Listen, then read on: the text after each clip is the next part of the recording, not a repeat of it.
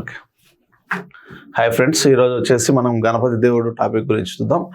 So last సెషన్లో మనం మహాదేవుడు అండ్ మొదటి ప్రతాపరుద్రుని గురించి డిస్కస్ చేయడం జరిగింది. సో కాబట్టి ఈరోజు వచ్చేసి మనకి ఈ సెషన్లో గణపతి దేవుడు అన్నమాట. సో ఈ గణపతి దేవుడు వచ్చేసి ఎప్పటి నుంచి ఎప్పటి వరకు పరిపాలన చేయడం జరిగిందంటే, సో మనకి గణపతి దేవుడు వచ్చేసి 1199 నుంచి స్టార్ట్ అయ్యి, ఓకేనా, సో 1263 సంవత్సరం వరకు పరిపాలన చేయడం జరిగింది గణపతి దేవుడు. సో గణపతి దేవుడు పరిపాలన కాలం వచ్చేసి సో మనకు 1199 నుంచి 1263 మధ్య కాలంలో ఈయన రాజ్య పరిపాలన చేయడం జరిగింది. సో ఇక్కడ ఈయన టైం పీరియడ్ చూసినట్లయితే, సో ఎప్పటి నుంచి ఎప్పటి వరకు పరిపాలన చేయడం జరిగింది, అదే మొత్తం ఎన్ని సంవత్సరాలు పరిపాలన చేశారంటే 63 సంవత్సరాల కాలం పాటు పరిపాలించి అత్యధిక కాలం పరిపాలించినటువంటి అత్యధిక కాలం పరిపాలించినటువంటి కాకతీయ పాలకుడు ఎవరంటే సో మనకి ఈయన అని చెప్పొచ్చు, ఓకేనా. సో అత్యధిక కాలం పరిపాలించినటువంటి కాకతీయ పాలకుడు గణపతి దేవుడు అని చెప్పొచ్చు. సో ఇతని యొక్క దీక్షా గురువు, ఇతడు ఏ మతాన్ని పాటించాడంటే యాక్చువల్గా విశ్వేశ్వర శంభు అనేటువంటి శైవ మత విశ్వేశ్వర పండితుడు అని చెప్పచ్చు. ఈ విశ్వేశ్వర పండితుని యొక్క బోధనల వలన ఇతడు ఏ మతాన్ని స్వీకరించడం జరిగిందంటే పాశుపత శైవంను స్వీకరించడం జరిగింది.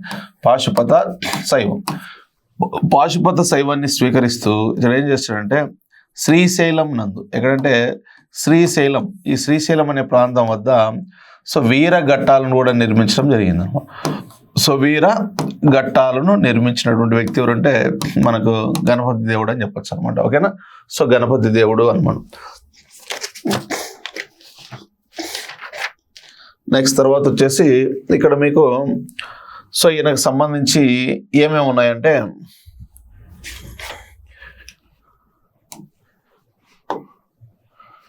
ఒకసారి చూడండి, ఇది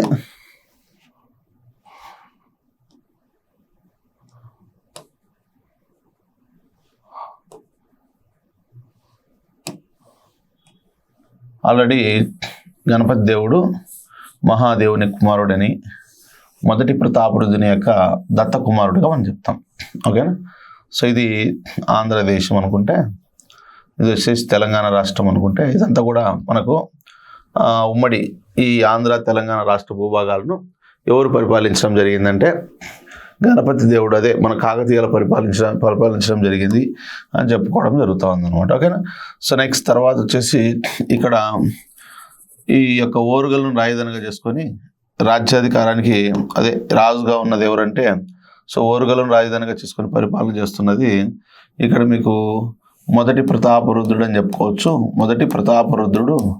సో మొదటి ప్రతాపరుద్ర, ఎందుకంటే ఏనని చెప్తున్నాను, అసలు ఏ విధంగా గణపతి దేవుడు రాజ్యాధికారానికి వచ్చి తెలియాలి కదా, అలా. సో ఈ సైడ్ వచ్చేసి మనకి ఈ సైడ్ వచ్చేసి మహారాష్ట్ర, ఇక్కడ వచ్చి దేవగిరి, ఈ దేవగిరి నుంచి పరిపాలిస్తున్నది యాదవులు. సో ఈ యాదవులని ఏమనిపిస్తామంటే సో సేవునులు అని పిలుస్తాం, సేవునులు అని పిలుస్తాం, లేదా యాదవులు అని పిలుస్తాం అనమాట. సో యాదవుల్లో రాజు ఎవరంటే జైతుగి అనమాట, జైతుగి అని చెప్పచ్చు అనమాట. ఈ జైతుగిని ఏమనిపిస్తామంటే జైత్రపాలుడు అని చెప్పచ్చు, జైత్రపాలుడు అని. ఈ జైత్రపాలుడు తర్వాత ఈయన కుమారుడు వస్తాడు అనమాట, ఆయన పేరు వచ్చేసి సింగన అనమాట. సింగన చాలా చాలా ఇంపార్టెంట్. అయినా సింగన పరిపాలన చేస్తుంటాడు. సో ఇప్పుడు ఇక్కడ ఉన్నటువంటి జైతుగి ఏం చేస్తాడంటే, ఈ జైతుగి సో ఈ రాజ్యం మీద దండయాత్ర చేసి సో కాకతీయ సామ్రాజ్యాన్ని పరిపాలించే మొదటి ప్రతాపరుద్రుడిని ఓడించి వధించడం జరిగింది అనమాట.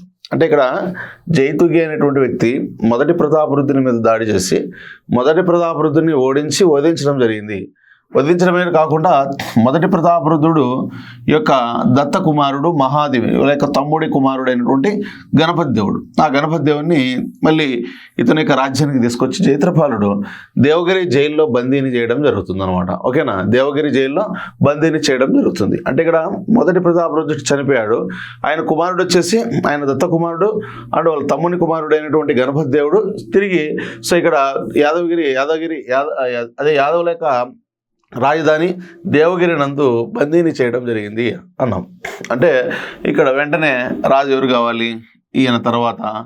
సో ఈయన తర్వాత రాజు అయినటువంటి వ్యక్తి ఎవరంటే మనకు మహాదేవుడు అని చెప్పొచ్చు అనమాట.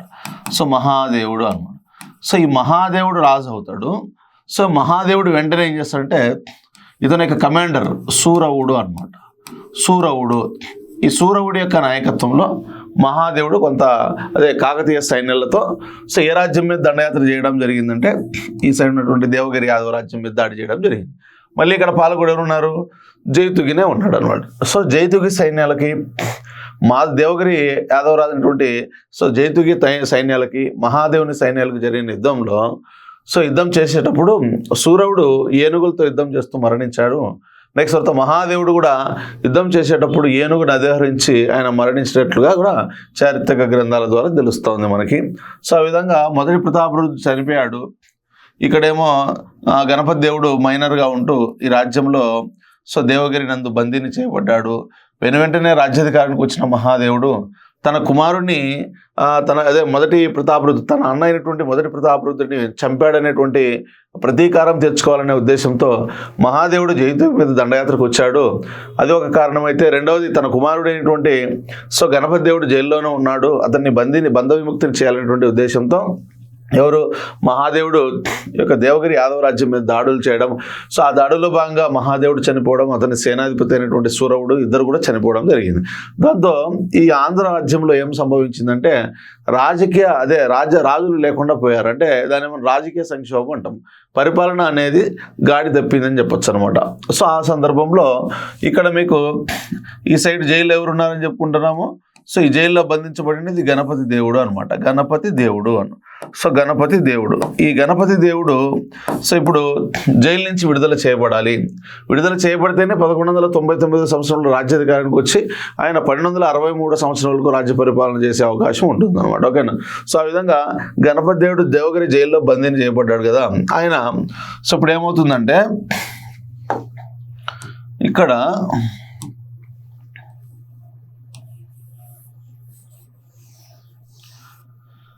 ఎప్పుడైతే దేవగిరి జైల్లో ఈ దేవగిరి నుంచి జైల్లో ఎవరు బంధించబడినారు? గణపతి దేవుడు ఉన్నాడు అనమాట. గణపతి దేవుడు దేవగిరి జైల్లో బంధించబడి ఉన్నాడు. సో ఇక్కడ పాలకుడు ఎవరున్నారంటే జైతుగి అనమాట. జైతుగి యొక్క కుమారుడి పేరు ఏమంటున్నాం? సింగన అనమాట. సింగన కూడా చిన్నపిల్లవాడే. So minor. జైతుగి రాజు అనమాట. ఆయన కుమారుడే సింగన అనమాట. సో నెక్స్ట్ తర్వాత ఈ సైడ్ వచ్చేసి ఇక్కడ ఆంధ్ర తెలంగాణ భూభాగాలు అనేటువంటి సో ఇక్కడ ఉన్నటువంటి ఏదైతే ఉందో దీన్ని మనం యొక్క కాకతీయ సామ్రాజ్యం అని చెప్తాం అనమాట. సో గణపతి దేవుడు అనే వ్యక్తి ఓకేనా జైల్లో బంధించబడినటువంటి కాకతీయ సామ్రాజ్యానికి చెందిన ఒక బాలుడు అనమాట. ఓకేనా. సో ఈయన యుక్త వయసు ఏం లేడు అనమాట. సో ఈయన వచ్చేసి చిన్నపిల్లవాడు కాబట్టి ఈ సింగన తన తండ్రి దగ్గరికి వెళ్ళి సో ఇక్కడ అతను వచ్చి మైనరే కదా, చిన్నపిల్లవాడే కదా నాలాగనే, సో కాబట్టి జైలు నుంచి విడుదల చేయండి నాన్నగారు అని చెప్పేసి జైతుగిని కోరినట్లుగా. సో వెంటనే సింగన వల్ల ఈ గణపతి దేవుడు జైలు నుంచి విడుదల చేయబడతాడని, అందుకే సింగనకు ఒక బిరుదు వస్తుంది. దీన్ని ఏమనిపిస్తామంటే తెలుగు రాజ్య స్థాపనాచార్య అని పిలుస్తారు అని అంటారు. తెలుగు రాజ్య స్థాపనాచార్య. సో స్థాపనాచార్య, తెలుగు రాజ్య స్థాపనాచార్య అనే బిరుదు ఎందుకు వచ్చిందంటే సో తన తండ్రికి చెప్పి గణపతి దేవుడిని జైలు నుంచి విడుదల చేయించినటువంటి వ్యక్తి సో సింగన. అందుకే సింగన సో తెలుగు రాజ్యంలో రాజ్య స్థాపన చేయడానికి కారకుడైనటువంటి వ్యక్తిగా మనం సింగన్న భావించడం జరుగుతుంది. ఎందుకంటే కొన్ని గ్రంథాలు ఆ విధంగా చెప్పడం జరుగుతుంది అనమాట మనకి. ఓకేనా. అందుకే అతనికి వచ్చినటువంటి బిరుదు ఏంటంటే తెలుగు రాజ్య స్థాపనాచార్య అంటాం. అదొక సిద్ధాంతం. అయితే సో ఇక్కడ మనకు తుంగభద్ర రివర్ ఉంటుంది అనమాట. ఈ తుంగభద్ర రివర్కు కింద ఓకేనా సో మనకు ఏంటంటే ద్వార సముద్రం అనమాట. ఈ ద్వార సముద్రం నుంచి పరిపాలిస్తున్నది ఎవరంటే రెండవ వీరబల్లాలుడు అనమాట. సో బల్లాలుడు. ఈ రెండవ వీరబల్లాలుడు ఏం చేస్తాడంటే వెంటనే కృష్ణా తుంగభద్ర నదుల మధ్య భూభాగాలను ఆక్రమించి స్లోగా ఏం చేస్తాడంటే ఇక్కడ కృష్ణా తుంగభద్ర సో భూభాగాలను ఆక్రమించినటువంటి రెండవ వీరబల్లాలుడు స్లోగా ఎలాగైనా సరే ఈ కాకతీయ సామ్రాజ్యాన్ని ఆక్యుపై చేయాలనుకుంటాడు. ఎందుకంటే ఆ సమయానికి అక్కడ మొదటి ప్రతాపరుద్రుడు లేడు, చనిపోయాడు. సో దేవగిరిలో బంధించబడి ఉన్నాడు అతని కుమారుడు గణపతి దేవుడు. ఒకవేళ బంధించబడి ఉన్నా కానీ సో అతడు రాజ్యాధికారానికి వచ్చినా కానీ ఉపయోగం లేదు, ఎందుకంటే ఆయన ఒక మైనర్ కాబట్టి. నెక్స్ట్ తర్వాత వచ్చేసి మహాదేవుడు, సో ఆయన కూడా మరణించాడు. సో కాబట్టి ఇక్కడ రాజకీయంగా కొన్ని సమస్యలు ఉన్నాయి. సో ఈ సందర్భాన్ని అవకాశంగా తీసుకున్నటువంటి ద్వార సముద్రం లేదా సో హోయసాల పాల్గొనేటువంటి రెండవ వీరబల్లాలుడు వెంటనే కృష్ణ ఓకేనా తుంగభద్ర డెల్టా భూముల మధ్యటువంటి ఆ రెండు నదుల మధ్య భూభాగాలను ఆయన ఆక్రమించడం జరిగింది. ఎవరికి ఆధీనంలో ఉన్నవి? కాకతీయ పాలకుల యొక్క ఆధీనంలో ఉన్నటువంటి సో కృష్ణా తుంగభద్ర నదుల మధ్య భూభాగాలను ఆక్రమించడం జరిగింది. సో నెక్స్ట్ తర్వాత ఒకవేళ ఇలానే వదిలేస్తే ఏమవుతుందంటే స్లోగా తన రాజ్యాన్ని ఆంధ్ర తెలంగాణ రాష్ట్ర భూభాగాలన్నింటినీ ఆక్రమించి సో తన బలమైన రాజ్యంగా తను తీర్చిదిద్దుకునే అవకాశం ఉంది రెండో వీరబల్లాలు. సో ఈ విషయాన్ని గమనించినటువంటి జైతుకి ఏం చేస్తాడంటే సో ఇలానే వదిలేస్తే ద్వార సముద్రం నుంచి పరిపాలించే రెండవ వీరబల్లాలుడు ఇప్పటికే కృష్ణ తుంగభద్ర నదుల మధ్య భూభాగాలను ఆక్రమించి ఉన్నాడు. అలానే వదిలేస్తే సో ఇక కాకతీయ సామ్రాజ్యాన్ని అంతా కూడా ఆక్రమించి అతడు నాకు పక్కలో బలమయ్యేటువంటి అవకాశం ఉందని భావించినటువంటి సో జైతుకి ఏం చేస్తాడంటే స్లోగా ఓకేనా ఈ జైల్లో ఉన్నటువంటి గణపతి దేవుణ్ణి రిలీజ్ చేయాలి. రిలీజ్ చేసి ఆంధ్రదేశంలో ఒక స్థిరమైనటువంటి ప్రభుత్వాన్ని ఏర్పాటు అయ్యేటట్టు చూడాలి. ఇది యాదవరాజ్య శ్రేయస్కు మంచి యాదవరాజ్య శ్రేయస్కు మంచి అవకాశం ఇదే అని చెప్పేసి భావించినటువంటి ఒక జైతుకి ఏం చేస్తాడంటే బందీని చేయబడినటువంటి గణపతి దేవుణ్ణి సో జైలు నుంచి విడుదల చేయడం జరిగింది అంట. ఓకేనా. సో ఈ సందర్భంలో దేవగిరి జైలు నుంచి విడుదలైనటువంటి గణపతి దేవుడిని సో ఇక్కడి నుంచి ఈ యొక్క ఓరుగల్లు సింహాసనం మీద కూర్చోబెట్టినటువంటి వ్యక్తి 1199వ సంవత్సరంలో 1199లో రేచర్ల కమాండర్ అయినటువంటి రేచర్ల రుద్రయ్య ఈ రేచర్ల రుద్రయ్య ఏం చేస్తాడంటే గణపతి దేవుణ్ణి రాజ్యం సింహాసనాన్ని అధిష్ఠింపజేయడం జరుగుతుంది అనమాట. సో ఈ గణపతి దేవునికి వచ్చిన బిరుదు ఏంటంటే కాకతీయ రాజ్య స్థాపనాచార్య అంటాం. కాకతీయ రాజ్య స్థాపనాచార్య అంటాం. స్థాపనాచార్య అని ఓకేనా. నెక్స్ట్ తర్వాత కాకతీయ రాజ్య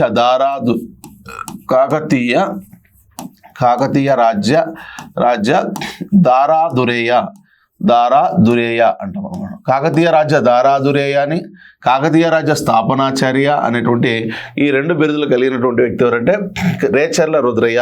ఎందుకు వచ్చింది దీనికి ఆ పేరు? సో దేవగిరి జైలు నుంచి గణపతి దేవుని విడుదల చేసిన వెంటనే ఓకేనా అతన్ని 1199వ సంవత్సరంలో సో ఇక కాకతీయుల సేనాధిపతి అయినటువంటి రేచర్ల రుద్రయ్య అతన్ని తీసుకెళ్లి సింహాసనం మీద కూర్చోబెడతాడు. అతని సమక్షంలో పట్టాభిషేకం చేస్తాడు. అందుకే తిరిగి కాకతీయ రాజ్యానికి ఒక రాజు వచ్చేసాడు. అది మైనరా లేకపోతే మేజరా అనేది పక్కన పెడితే సో మళ్ళీ ఒక రాజు అనేవాడు ఉన్నాడు అనేటువంటి ఉద్దేశంతో సో ఇక్కడ రేచర్ల రుద్రయ్యకు వచ్చినటువంటి బిరుదులు ఏంటి అంటే కాకతీయ రాజ్య స్థాపనాచార్య అంటాం. సో ఇలాంటి సందర్భం మళ్ళీ రుద్రమదేవి కాలంలో జరుగుతుంది. రుద్రమదేవిని కూడా తిరిగి ఆమెను ప్రొటెక్ట్ చేస్తూ రాజ్యాన్ని కాపాడినటువంటి వ్యక్తి ఎవరంటే రేచర్ల రుద్రయ్య యొక్క కుమారుడు రేచర్ల ప్రసాదిత్యుడు. అందుకే అతనికి కూడా కాకతీయ రాజ్య స్థాపనాచార్య అనే బిరుదు వస్తుంది. రేచర్ల రుద్రయ్యకు కూడా కాకతీయ రాజ్య స్థాపనాచార్య అనే బిరుదు వస్తుంది అనమాట. కాకపోతే ఇక్కడ ఇతన్ని కాకతీయ రాజ్య స్థాపనాచార్య 1 అని అతన్ని కాకతీయ రాజ్య స్థాపనాచార్య 2 అని పిలుస్తాం అంతే. సో కాబట్టి కాకతీయ రాజ్య స్థాపనాచార్య అనే బిరుదు ఉంది. దీన్ని మనం కాకతీయ రాజ్య దారాదురేయ అని కూడా పిలుస్తాం అనమాట. ఓకేనా. సో కాబట్టి రేచర్ల రుద్రయ్య 1199లో రేచర్ల రుద్రయ్య యొక్క సహకారంతో కాకతీయ సింహాసనాన్ని అధిష్ఠించినటువంటి వ్యక్తి గణపతి దేవుడు. సో ఎందుకని రేచర్ల రుద్రయ్యకు వచ్చినటువంటి బిరుదులు సో కాకతీయ రాజ్య స్థాపనాచార్య అని కాకతీయ రాజ్య దారాదురేయ అనేటువంటి బిరుదులు కలిగి ఉన్నాడు. సో ఇదొక సిద్ధాంతం అయితే సో జైతుగి తన కుమారుడు కోరిక మేరకు ఈ యొక్క గణపతి దేవుని జైల్లో విడుదల చేయడం జరిగింది. ఇందుకు గాను సో ఇక సింగనకు తెలుగు రాజ్య స్థాపనాచార్య అనేటువంటి బిరుదు కూడా వచ్చిందని చెప్పుకున్నాం అనమాట. సో ఆ విధంగా 1199వ సంవత్సరంలో రాజ్యాధికారానికి వచ్చిన సో 1263 వరకు రాజ్య పరిపాలన చేశాడు. ఆల్మోస్ట్ 63 ఇయర్స్ సో రాజ్య పరిపాలన చేసి ఎక్కువ కాలం రాజ్యాన్ని పరిపాలించినటువంటి కాకతీయ సామ్రాజ్యాన్ని పరిపాలించిన పాలకుడుగా సో ప్రసిద్ధి చెందాడు. ఎవరంటే గణపతి దేవుడు. సో ఈ గణపతి దేవుడు ఈ గణపతి దేవుడు ఎక్కువ కాలం పాలించాడు అంటున్నాం. 63 సంవత్సరాల కాలం పాటు పరిపాలించాడు అంటున్నాం. ఓకేనా. ఇతనికి పాశుపత శైవ మతాన్ని పాటించాడు. ఇతడు పాశుపత శైవ మతాన్ని పాటించడానికి కారకుడైనటువంటి ఇక శివ గురువు లేదంటే దీక్షా గురువు ఎవరు అంటే విశ్వేశ్వర శంభు లేదా విశ్వేశ్వర పండితుడు అని పిలుస్తాం. విశ్వేశ్వర శంభు అని పిలవచ్చు, విశ్వేశ్వర పండితుడు అని పిలవచ్చు. ఓకేనా. విశ్వేశ్వర శివగురువు అని కూడా పిలవచ్చు అనమాట. ఆ విశ్వేశ్వర శివగురువు యొక్క ప్రభావం వల్ల అతడు పాశుపత శైవ మతాన్ని పాటించి ఇక శ్రీశైలం నందు వీరఘట్టాలను నిర్మించినటువంటి వ్యక్తి ఎవరంటే శ్రీశైలం నందు వీరఘట్టాలను నిర్మించినటువంటి వ్యక్తి మనకు కాకతీయ గణపతి దేవుడు అని చెప్పచ్చు అనమాట. కాకతీయ గణపతి దేవుడు. ఇలాంటి ఈ యొక్క ఈయన రాజ్యాధికారానికి వచ్చినటువంటి గణపతి దేవుడు. ఓకేనా. ఈ విధంగా తెలుగు ప్రాంతాలను ఏకం చేసి, ఓకేనా, తెలుగు ప్రాంతాలను ఏకం చేసి ఓకేనా, లేదంటే సమైక్యపరిచి, ఓకేనా, తెలుగు ప్రజలకు ఇక్కడ ఏమని పిలవచ్చు అంటే తెలుగు ప్రజలలో నూతన ఉత్సాహాన్ని కలిగించడం వలన తెలుగు ప్రాంతాలను సమైక్యపరిచి తెలుగు ప్రజలలో నూతన ఉత్సాహాన్ని కలిగించినటువంటి వ్యక్తిగా ఇతన్ని చెప్పవచ్చు. తెలుగు ప్రాంతాలను ఏకం చేసినటువంటి వ్యక్తిగా, లేదంటే తెలుగు ప్రాంతాలలో నివసించే ప్రజలలో నూతన ఉత్సాహాన్ని కలిగించే వ్యక్తిగా ఇతను చెప్తాం. దీంతో ఏమైందంటే ఈ తెలుగు ప్రాంతాలకు రాజధాని అయినటువంటి ఓరుగల్ అనే ప్లేస్, ఈ ఓరుగల్ కాస్త ఆంధ్ర నగరి అయిందనమాట. ఆంధ్ర నగరి అయింది. ఆంధ్ర నగరి. మరి గణపతి దేవుడు అనేవాడు ఏమయ్యాడంటే ఆంధ్రాధీశుడు అయ్యాడు అను. ఆంధ్రాధీశుడు అని. ఓరుగల్ కాస్త ఆంధ్ర నగరని, గణపతి కాస్త ఆంధ్రాధీశుడుగా మార్పు చెందడం జరిగింది అనమాట. ఓకేనా. ఇది ఇంట్రొడక్షన్కి సంబంధించినటువంటి అంశం. ఇతనికి సంబంధించిన ఏమంటే దండయాత్రలు చూద్దాం ఇప్పుడు. దండయాత్రలు, గణపతి దేవుని యొక్క దండయాత్రలు.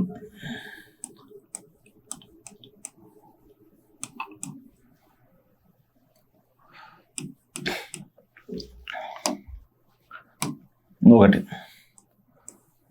వెలనాడుపై దండయాత్ర.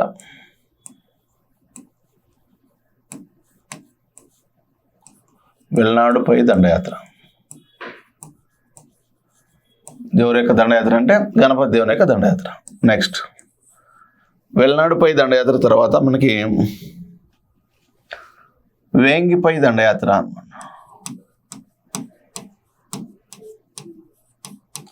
వేంగిపై దండయాత్ర. నెక్స్ట్ కొనిదెన చోడులతో వైరం. నెక్స్ట్ పొత్తపి చోడులతో వైరం.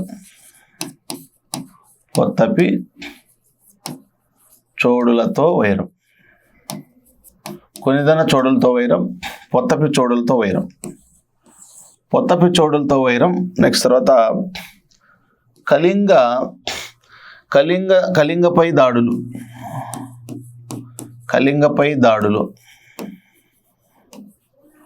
నెక్స్ట్ తర్వాత నెల్లూరు చోడులతో మైత్రి.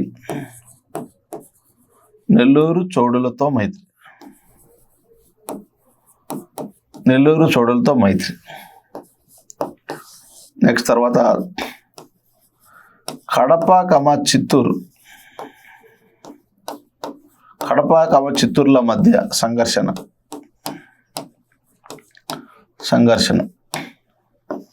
నెక్స్ట్ పాండ్యులతో వైరం అన్నమాట.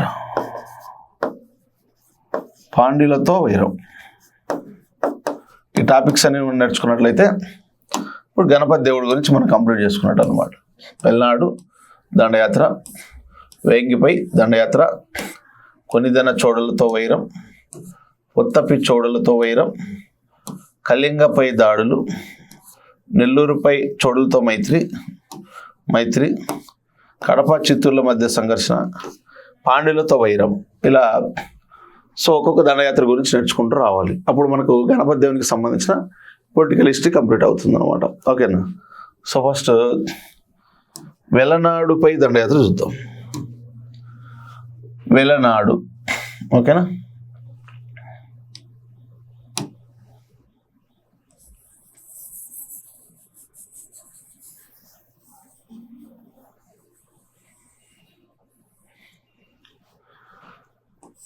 ఇది వచ్చేసి తెలంగాణ అనుకుందాం.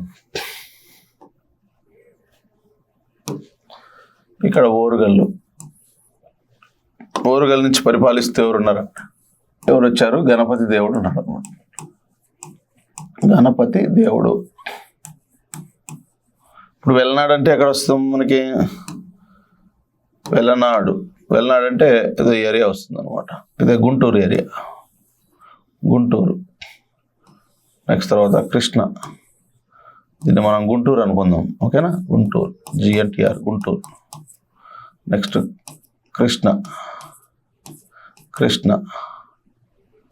ఓకేనా? కృష్ణ. వెస్ట్ గోదావరి, ఈస్ట్ గోదావరి, విశాఖ, విజయనగరం, శ్రీకాకుళం అనమాట. అదే శ్రీకాకుళం, విజయనగరం, విశాఖపట్నం, ఓకేనా? Visakhapatnam, east Godavari, west Godavari, Krishna, Guntur. ఈ గుంటూరు ప్రాంతంలో ఉన్నటువంటి ఏరియానే దీన్ని ఏమనిపిస్తామంటే, అనుకోండి, ఈ విధంగా భావించుకోండి. సో దీన్ని ఏమనిపిస్తామంటే వెల్లనాడు అంటాం. వెల్లనాడు. సో దీన్ని మనం ఏమనిపిస్తామంటే వెల్లనాడు అనిపిస్తాం అనమాట. ఓకేనా? వెల్లనాడు యొక్క రాజధాని ఏది అన్నప్పుడు, సో వెల్లనాడు యొక్క రాజధాని ఏది అన్నప్పుడు చందవోలు అని చెప్తాం అనమాట. చందవోలు. వెల్లనాడు ప్రాంతానికి రాజధాని ఏంటంటే చందవోలు అనమాట. ఓకేనా? మరి అప్పుడు వెల్లనాడును పరిపాలిస్తే ఎవరున్నారంటే పృథ్వీశ్వరుడు ఉన్నాడు అనేది గుర్తుపెట్టుకోండి. సో ఈ యొక్క గణపతి దేవుడి యొక్క సైన్యాలు, సో ఇక్కడి నుంచి ఇక్కడికి, ఓకేనా? గణపతి దేవుని యొక్క సైన్యాలు సో ఏ రాజ్యం మీద కంటే ఈ వెల్లనాడు మీద దండయాత్రలు చేయడం జరిగింది అనమాట. సో ఎప్పుడంటే 1206 సంవత్సరంలో సో ఈ యొక్క వెల్లనాడు మీద దండయాత్ర చేయడం జరిగింది అన్నమాట. సారీ, ఓకేనా? సో డేట్ ఏం అవసరం లేదు మనకి, ఓకేనా? వెల్లనాడు మీద దండయాత్రలు చేయడం జరిగింది అనమాట. వెల్లనాడు మీద దండయాత్ర చేయడం జరిగింది అనమాట. ఈ దండయాత్రకు నాయకత్వం వహించింది ఎవరు అని అడుగుతారు అనమాట. సో గణపతి దేవుని యొక్క సైన్యాలకు నాయకత్వం వహించింది ఎవరంటే ముత్యాల చౌండపరాయుడు అనమాట. ముత్యాల చౌండపరాయుడు అనమాట. చౌండపరాయుడు, ఓకేనా? సో కాబట్టి గణపతి దేవుడు తొలిసారిగా, సారీ 1206 కదా, 1201 అండి.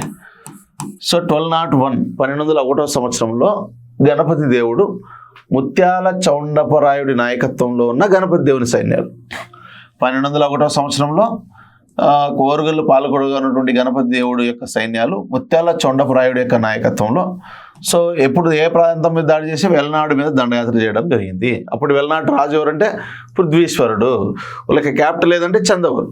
ఆ విధంగా చందవోలులో పృథ్వీశ్వరుని మీద దాడి చేసి అతని యొక్క ఖజానాను పూర్తిగా లూటి చేయడం జరుగుతుంది అనమాట. ఓకేనా? ఖజానాను దోచుకుంటారు. చందవోలులో ఉన్నటువంటి పృథ్వీశ్వరుని యొక్క ఖజానా వెల్లనాటి చోడరాజు యొక్క వెల్లనాటి చోళుల యొక్క ఖజానాను దోచుకోవడం జరుగుతుంది అనమాట. సో దాంతో పృథ్వీశ్వరుడు ఏం చేస్తాడంటే భయపడిపోయి ఎక్కడికి పారిపోతాడంటే మనకి ఇక్కడి నుంచి ఎక్కడికి పారిపోతాడు? కళింగ ప్రాంతానికి పారిపోవడం జరుగుతుంది అనమాట. దీన్ని కళింగ అని పిలుస్తాం అనమాట. సో కళింగ. కాబట్టి ముత్యాల చౌండపుడు 1201 సంవత్సరంలో గణపతి దేవుని యొక్క దండయాత్రలు ఏ రాజ్యం మీద దాడి చేయడం ద్వారా ఆడ స్టార్ట్ అయిపోతాయి అంటే మనకి ఈ గణపతి దేవుని యొక్క సైన్యాలు అనేటి తొలిసారిగా వెల్లనాడుపై దండయాత్ర చేయడంతో అతని యొక్క విజయయాత్రలు ప్రారంభమవుతాయని చెప్పొచ్చు అనమాట. సో ఆ విధంగా ముత్యాల చౌండపరాయుడు యొక్క నాయకత్వంలో 1201 సంవత్సరంలో వెల్లనాటి చోళుల యొక్క రాజధాని అయినటువంటి చందవోలు మీద దాడి చేసి అక్కడ పృథ్వీశ్వరి ఖజానాను పూర్తిగా దోచుకోవడం జరుగుతుంది. ఈ విధంగా తన రాజ్యాన్ని కోల్పోయినటువంటి పృథ్వీశ్వరుడు కళింగుల యొక్క ఆశ్రయం పొందడం జరుగుతుంది. అంటే కళింగుల దగ్గరికి వెళ్తారనమాట. సో కళింగ రాజ్యానికి వెళ్ళిపోయి అక్కడ తన సైన్యాన్ని సమకూర్చుకొని మళ్ళీ తన రాజ్యాన్ని ఆక్రమించుకోవడం కోసం ప్రయత్నం చేయడం జరుగుతుంది అనమాట. ఓకేనా? సో ఇప్పుడు ఈ పృథ్వీశ్వరుడు ఎక్కడ వెళ్ళిపోయాడు అనేది గమనించాలి మనం. కళింగ ప్రాంతానికి పారిపోయాడు అనేది గమనించాలి. ఓకేనా. ఇప్పుడు ఈ ముత్యాల చౌండపరాయుడు, ఓకేనా, సో ముత్యాల చౌండపరాయుడు సో ఏ ప్రాంతం మీద దండయాత్ర చేయడం జరుగుతుంది అంటే దీని తర్వాత సో మనకి ఎప్పుడైతే బయటకు వెళ్ళిపోయాడో, ఓకేనా, సో నెక్స్ట్ తర్వాత వచ్చేసి ఇక్కడ ముత్యాల చౌండపరాయుడు ఈ వెల్నాడు రాజ్యంలోనే మరొక రాజ్యం ఉంటుంది అనమాట. ఓకేనా. సో వెల్నాటి రాజ్యంలోనే మరొక రాజ్యం, దాని పేరు చూద్దాం.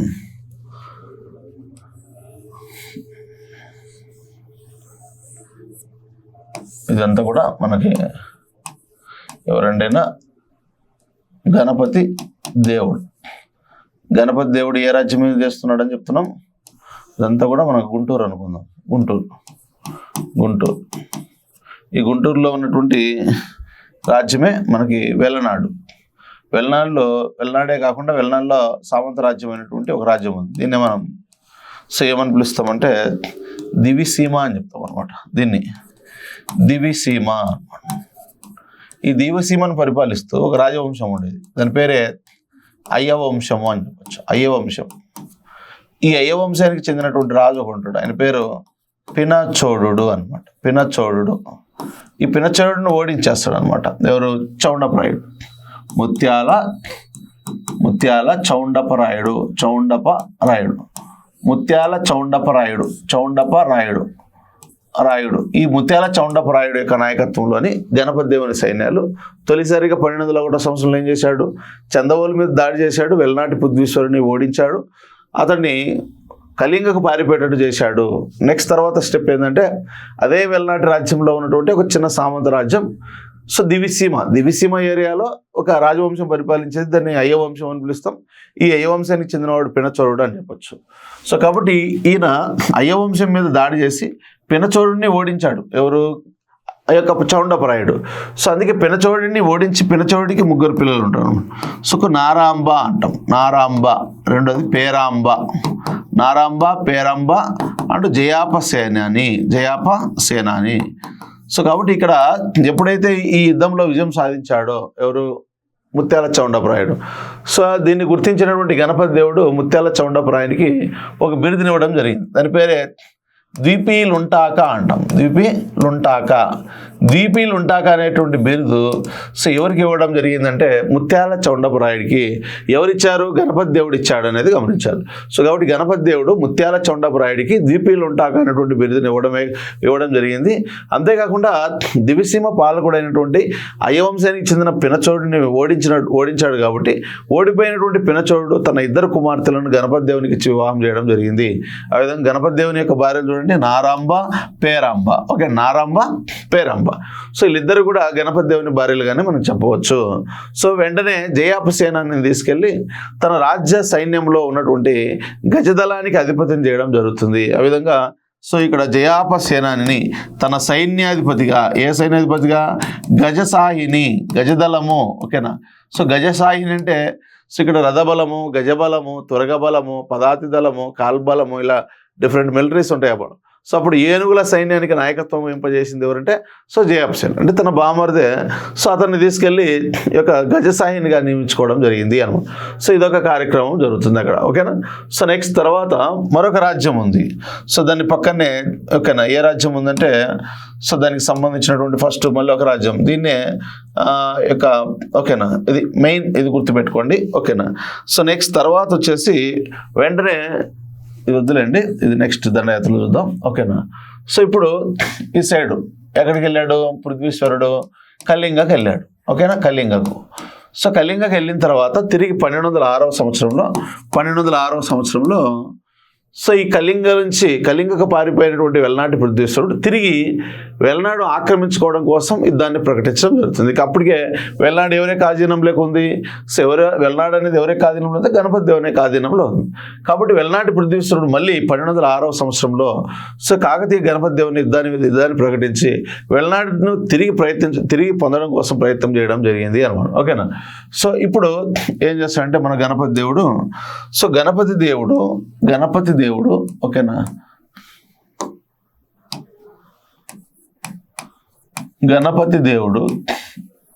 గణపతి దేవుడుకి సో ఎవరెవరికి యుద్ధం జరుగుతుందంటే పైనుంచి వచ్చినటువంటి వెలనాటి పృథ్వీశ్వరుడు అనమాట. పృథ్వీశ్వరుడు, వీళ్ళిద్దరికీ యుద్ధం స్టార్ట్ అవుతుంది అనమాట. ఇప్పుడు గణపతి దేవునికి హెల్ప్ చేసినటువంటి వారు ఎవరంటే నెల్లూరు చోడులు అనమాట. నెల్లూరు చోడులు. ఈ నెల్లూరు చోడ రాజు ఎవరంటే అప్పట్లో తిక్కన సిద్ధి అని చెప్పచ్చు. తిక్కన సిద్ధి ఇతన్ని మనం మొదటి మనుమ సిద్ధి అని కూడా పిలవచ్చు అనమాట. మొదటి మనుమ సిద్ధి, తిక్కన సిద్ధి, మొదటి మనుమ సిద్ధి. దీన్ని మనం చోడ తిక్కన అని కూడా పిలవచ్చు. చోడ తిక్కన అనేటువంటి పేరుతో కూడా పిలవచ్చు. ఓకేనా? కాబట్టి గణపతి దేవుడు వెల్నాటి పృథ్వీశ్వరుడు కళింగ నుంచి వస్తానే గణపతి దేవుని మీద 1206వ సంవత్సరంలో యుద్ధాన్ని ప్రకటించడం జరిగింది. అదే సంవత్సరంలోని గణపతి దేవుని యొక్క సైన్యాలకు వెల్నాటి పృథ్వీశ్వరుని సైన్యాలకు యుద్ధం జరుగుతుంది అనమాట. ఈ యుద్ధంలో నెల్లూరు చోడులు గణపతి దేవునికి హెల్ప్ చేయడం జరుగుతుంది అనమాట. కాబట్టి ఈ నెల్లూరు చోడుల్లో తిక్కన సిద్ధికి ఒక కుమారుడు ఉంటాడు అనమాట. ఆయన ఎవరంటే రెండవ మనుమ సిద్ధి అంటాం. రెండవ మనుమ సిద్ధి అనమాట. ఈ రెండవ మనుమ సిద్ధి యొక్క ఆస్థానంలో ఒక కవి ఉండేవాడు. ఆయన ఎవరంటే తిక్కన సోమయాజి అనమాట. సోమయాజి ఇతను వేరు. ఆయన వేరు, ఈయన వేరు అనమాట. కాబట్టి ఈయన కవి అండి, ఈయన రాజు. ఈ తిక్కన సోమయాజి ఒక బుక్ రాస్తాడు అనమాట. దీన్ని మనం నిర్వచనోత్తర రామాయణం అంటాం. నిర్వచనోత్తర రామాయణం. ఈ నిర్వచనోత్తర రామాయణంలో తిక్కన ఏమని అన్నాడంటే తిక్క సిద్ధికి, ఓకేనా, తిక్క చోడుడు ఏ విధంగా ప్రస్తావించబడ్డాడంటే వెలనాటి పృథ్వీశ్వరుడి తలతో బంతి ఆట ఆడుకున్నట్లుగా బంతి ఆట ఆడినట్లుగా ఈ యొక్క నిర్వచనోత్తర రామాయణంలో ప్రస్తావించబడింది అనమాట. కాబట్టి నిర్వచనోత్తర రామాయణం రాసింది ఎవరంటే తిక్కన సిద్ధి యొక్క కుమారుడు, రెండవ మనుమ సిద్ధి యొక్క ఆస్థాన కవి తిక్కన సోమయాజి. తను రచించినటువంటి నిర్వచనోత్తర రామాయణం నందు తిక్కచోడుడు అంటే తిక్కన చోడుడు లేదంటే మొదటి మనుమ సిద్ధి లేదా తిక్క సిద్ధి అనేటువంటి వ్యక్తి ఇక్కడ గణపతి దేవుని సైన్యాలతో కలిసి పోరాటం చేసి వెల్నాటి పృథ్వీశ్వరుని చంపడంలో కీలక పాత్ర వహించాడు. అంతేకాకుండా ఆ పృథ్వీశ్వరుడి యొక్క తలతో బంతి ఆట ఆడుకున్నట్లుగా నిర్వచనోత్తర రామాయణంలో ప్రస్తావించాడు అనమాట. ఓకే, తిక్కచోడు. అదే ఈ నిర్వచనోత్తర రామాయణం ప్రకారము గణపతి దేవుడు ఈ గణపతి దేవునికి ఏమని బిరుదుందంటే పృథ్వీశ్వర, ఓకేనా, పృథ్వీశ్వర శిర, ఓకేనా, శిర కందుక క్రీడా వినోద అనేటువంటి బిరుదు ఉందన్నమాట.